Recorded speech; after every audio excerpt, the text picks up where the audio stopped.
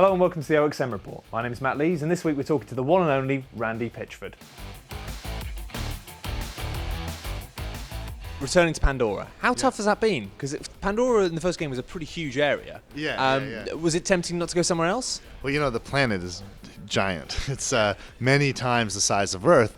And if you think about the diversity we have here on Earth, we've just barely scratched the surface, right? Like what we can see, if you go out into the wilderness here outside of London, you might see certain animals. You'll see some deer, you know, maybe some other wildlife. But that's totally different than if you went to Africa and what you'd see there, right? Well, Pandora is this crazy planet. So we haven't even scratched the surface. We spent most of the time in Borderlands 1 in these arid kind of desert kind of sections.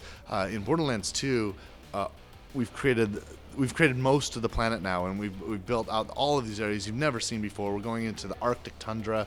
We're going into grassy, kind of lush grasslands, which you've never seen any green at all.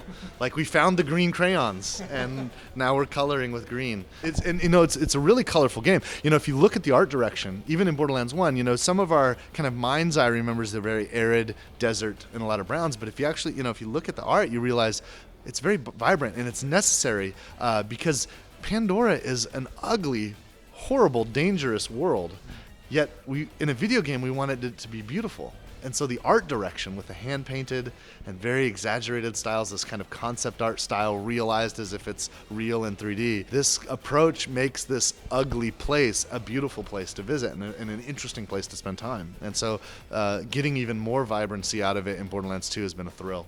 Obviously, you've really ramped up a lot of the kind of RPG elements on the side this time, especially in terms of being able to do stuff between characters. So we've got badass points and we've got the item stash, so you can kind of share your guns between characters and also kind of level up there's kind of a lot of metagame stuff. Yeah. I mean, just how deep does the rabbit hole go with all this stuff? Well, you know, it's a big world and there's a lot to do, and it's a lot of fun when you immerse yourself in a world like this and you realize that the game's kind of becoming a hobby for you. It's nice to know that there's a lot of stuff to do, and some of the things are about the adventuring that you'll do alone. Some of the things are about shared experiences, like you mentioned the shared stash, which is a really cool addition. If you like playing the game cooperatively, it's really nice to have kind of a stash that you can throw some gear into that the other players can then add to or take from, and everybody can kind of share this stash together, and that's really kind of neat, especially when you're partying up and you're going to go into some end game raid or something. You're going to go attack a boss, and really everybody's kind of got to share their stuff and get the